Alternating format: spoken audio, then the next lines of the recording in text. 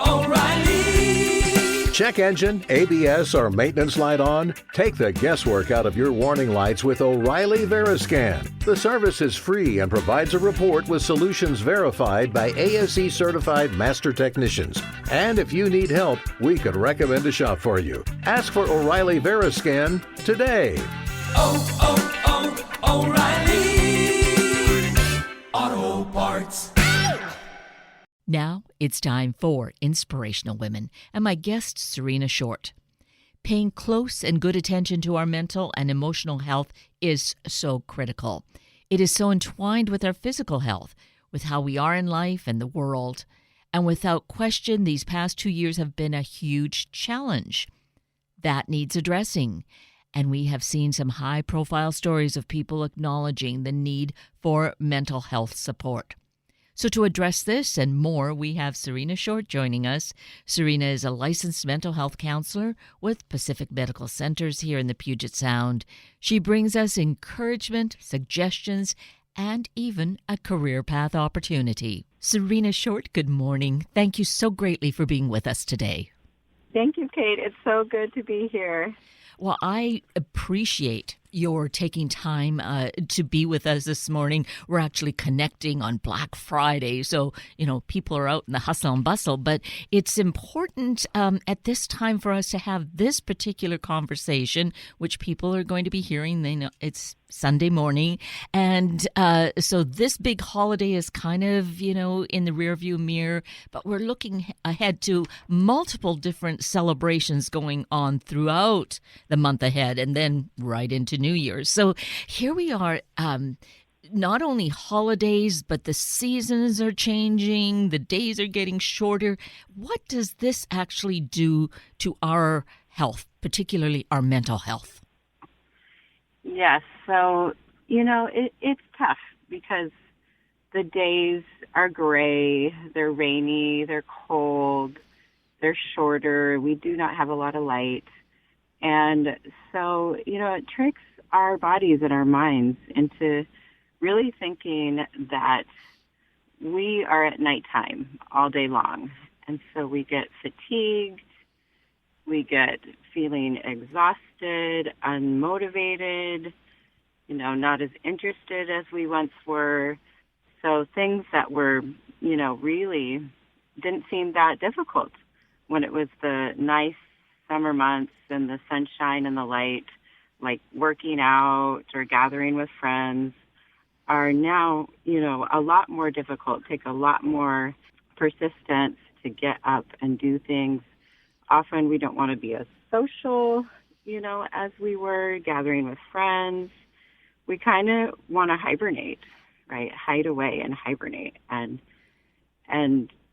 that's tough because, those things like getting out, getting our body moving and being around people that make us feel good are so good for our mental health. And it's just the opposite of what we feel like doing in these fall, winter months. So that's really so key, Serena. You're telling us how we react to this. And I know I certainly relate to that I feel like I just want to stay shut in and hibernate. I think of those bears that just go into their caves for a number of months, right? Yes, yeah. Exactly. So awareness, that's a big piece, I think, of helping us to navigate through this. And would you say we allow ourselves to maybe be a little less busy, but know that we need to motivate ourselves to do something? Yes, I do. I think, there's these pressures, right, to stay busy, to stay, how we have always been. So we're kind of fighting that, right, with this natural urge to hibernate and these pressures on us.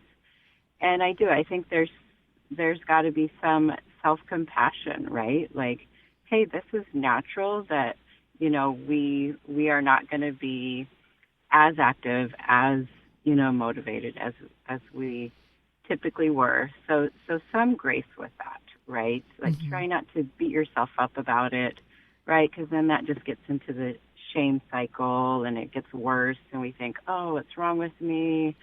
I'm this, I'm that, or looking at people on social media and, oh, I should be taking vacations, I should be doing this, and just feeling like, oh, I'm coming up short, and it feels bad, and it can, make that worse. So some self-compassion with it, like this is okay, this is normal, and at the same time, keeping an eye on it, right? Because if it's like, oh, I'm turning down every social obligation, or I haven't been out of the house in days, and my mood is really tanking, due to that, we still want some level of activity and some level of, seeing other people outside our house, right? It's going to be not as much as it was, but we do want some level of it to keep the mood balanced. So it seems to me that this is great to have the awareness, know to motivate ourselves to do something, to, just be somewhat active. But if it becomes such a thing of just really not being able to maybe even get out of bed, except to maybe go to the bathroom, get some water, and just crawl back in, if that is happening, we're talking about something a little more serious, aren't we? Right. Exactly. That would be more like seasonal affective disorder or SAD. That's a depressive disorder. So the difference there is that, yes, it impacts your life, your functioning. So, right. So the obligations that I could do before, not just the working out and social events, but tasks at work or going to work and housework or things around the house I was able to do before, or even hygiene, right? Mm-hmm. Brushing teeth, taking showers. Or I see my mood really negatively affecting my relationships. If it's interfering in your functioning in your daily world like that, and it's, over a matter of time, and hey, this isn't getting better, and this isn't just a one-off day, this is days, and then that would be more of a concern of a depressive disorder such as seasonal affective disorder or SAD. And so if that's where we can notice it ourselves, or if someone within our circle comments on this, would this be a time to seek professional help? Definitely. If you're seeing that it is impacting you in that way where you're not functioning like you were and this isn't letting up, definitely talk to your doctor about it and see what the options are. There could be, a few different kinds of options, right? There could be medication. Some people do light therapy. But those are definitely, conversations to have with your physician. Is this right for me? So definitely a good thing to do. Talk with your primary care doctor so that there can be sort of this umbrella of management and seeing what the different courses of action will be, one of which would be meeting with someone like yourself who is a licensed mental health counselor, right? Right. Yes, therapy, cognitive behavioral therapy has been shown to be effective with depression or seasonal depression, anxiety. Yes, absolutely. Some place to talk, to be heard, to learn coping skills, and, reasonable coping skills, kind of meeting you where you're at and seeing what's possible and kind of building from there. So, absolutely. So this might be a new consideration for someone. So in terms of having a referral to see someone like yourself, what is it like? What is it that you would do with a client? In terms of in sessions together or? Yeah, just to get a sense of what a person might expect to go on. Right. I like to meet people where they're at and kind of getting the goals from them. What do they hope for? What do they want to see different? Some people want to see more motivation. Some people want to see less of certain behaviors, like, oh, I really want to stop this, or, I really want to manage my anxiety better, right? We don't often put on there like, oh, I want to stop anxiety altogether, or I want to stop depression altogether, because we want this to be realistic, right? We want this to be something that, hey, we can really hope for, we really believe in, and we really think this is possible. So I want to learn coping skills. I want to manage my mood. I want to have less anxiety so it's not waking me up every night, those types of things. So we work together with those goals, and they lead in the way that they talk and tell me, what's concerning them, and then we work together to try to think about ideas of what can help, and try out different things, have time to practice different things, and come back and talk about it and say, hey, did you try it? Was it helpful? Was it not helpful? And then go from there until, we're finding things that do help, that do resonate, and that they're likely to try. And, sometimes we have to keep trying, right? Because sometimes something will work for a while and then it'll stop being as effective. So then we kind of have to get back and get creative and say, okay, that worked for a while. Maybe we can put that in again, but let's go back to the drawing board. Let's see what else could help give some relief to these symptoms. So this is definitely a process. Yeah. We need to expect that this is going to really be a journey, that it's not going to be one or two sessions, that it may need to go on for, months and maybe over a year, would you say? Oh, definitely. Okay. Yeah. Several people go in for months or over a year. Sometimes years. It just depends. Sometimes, it's a thing where they're like, okay, that's what I needed. And, it's pretty brief. And then sometimes, like you said, it's like deep kind of work that gets, into some deep parts and stories and a lot to unravel. And it definitely takes time. And, we're so used to the behaviors that we do. And so those have taken time to build, right? Mm-hmm. So I know a lot of times we want the quick fix. We want like, oh, I just want it to be better like yesterday. Mm-hmm. And it takes time to hone new skills. And, sometimes I think it's like in the brain, right? There's these pathways we can go down, and this one's so well worn, right? So it's so easy to slip down it, and it's well grooved, and we can just slip down it so easily, and it's knee jerk, and so it takes time. It's like I think of it as having this little bitty shovel, right? That we're digging a new pathway in with this tiny little shovel. So it's going to help. There's hope for sure. And again, it's going to take some time. It's going to take some practice. So when this happens, I can go this way instead. That is so significant because we have this, I'm going to call it a terrible situation in our society where we're always wanting the quick fix. We want the instant gratification. We want that microwave moment. I don't want to take 2 hours in the oven. Let's do it for 30 seconds in the microwave. Right. That seems to be where we've arrived in our life. Yes, absolutely. That is true. And it's true that I get that urgency, and I get when you're ready, you're ready. Hey, I'm ready. I want to do this.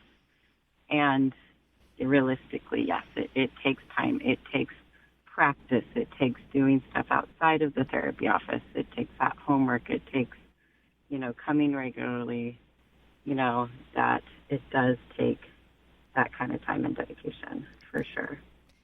And I think it's important to then make known taking the time, doing the work in a session, the homework really has great rewards in the process, but certainly way down the line, right?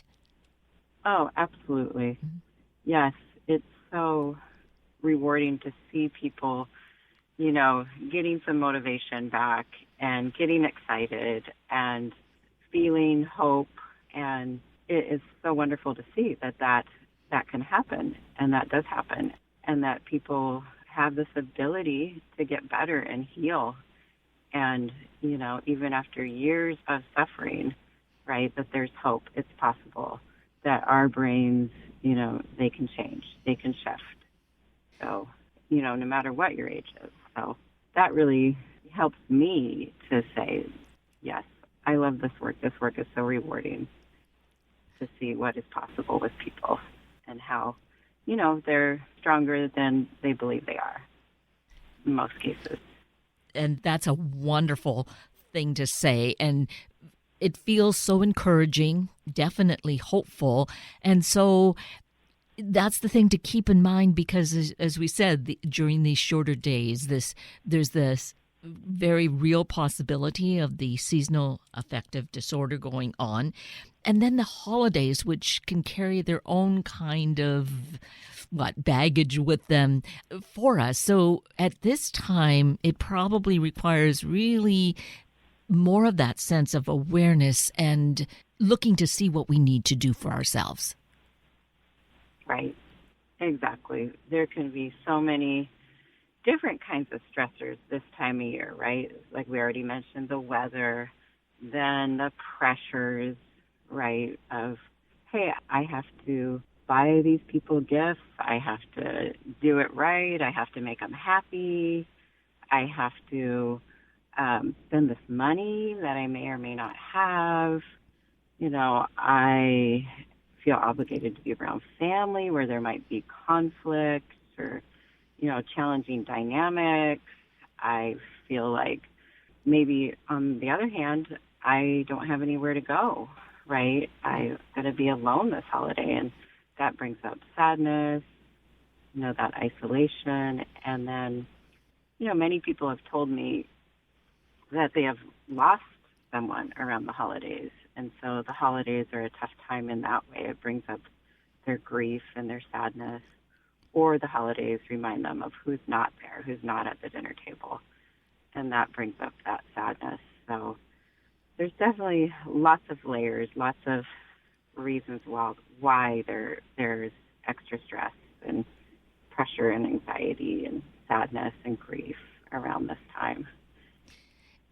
That brings up a really important point, I think, Serena, and you're mentioning how during this time when we're celebrating, it's this festive time, but at this year, more than probably most past years, because of COVID, I think that there's a real possibility of many families and groups seeing that someone is not there.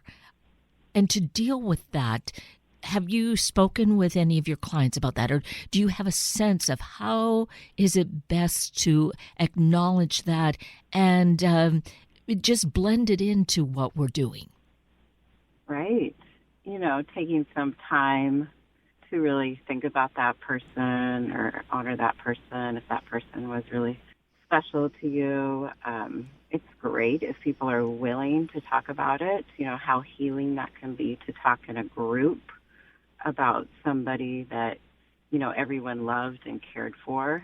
It's tough because some people, want to avoid those subjects or would rather not. But if they're willing to come together and say, hey, let's remember so-and-so and, maybe let's talk about a memory of so-and-so. And that can bring up tears, but that can also be really healing, right? To let it out, to release it, to let the emotion out, and to cry in a group can be really powerful. And, hey, we all have this shared experience. We all loved and missed, this person. So taking just a little bit of time to do that could make a big difference, to release it, to acknowledge it, rather than trying to, pretend like it's not there or ignore it, or it's just like kind of heavy in the room. It's unspoken. So, yeah, taking a little bit of time, I think, would be beneficial. And that sounds like a really wonderful, honoring thing to do, both for the person or even persons who are not there, along with those who are present, that acknowledging that there are these sad moments in our life, and yet life goes on. Right. Yeah. Absolutely. So that's a good thing to think about as this month of December rolls on and we go into the new year, of what we can do about this. So in looking at dealing with these stresses and with depression, with the anxiety, does it strike men and women differently in equal numbers or not? Well, in terms of stress and anxieties around this time of year, I'm not seeing a big difference in terms of that. In terms of seasonal effect of it, it does impact women more. So definitely seeing more women struggling with that. But all the stresses, not just of the holiday, but the increased anxiety because of the pandemic, all the uncertainties, so much of what we know has changed. Not a lot of anchors there that used to be there. So much negative news, so much going on personally, nationally, globally, that we're seeing, increased stress, anxiety, even panic, across the board. And if we feel kind of grounded and we see this in a friend or a family member, is there something we can do to help, to be a better support? Absolutely. I think it can be pretty simple enough, right? Like anything that can convey, I see you, I hear you, I care about you, you matter to me. So it could be, if you have the time or energy, you could say, hey, I noticed you're really overwhelmed. Is there anything I can do to help? You can ask that question if you have the ability to follow through with that. Or, hey, I'm going on a walk today. I'd love for you to join me. Please come out. Anything to try to pull them out of that, comfort of their house. And even to go smaller or lower, text message, a card, an e-card, even to say in a text message, you matter to me, I'm thinking of you, I care about you.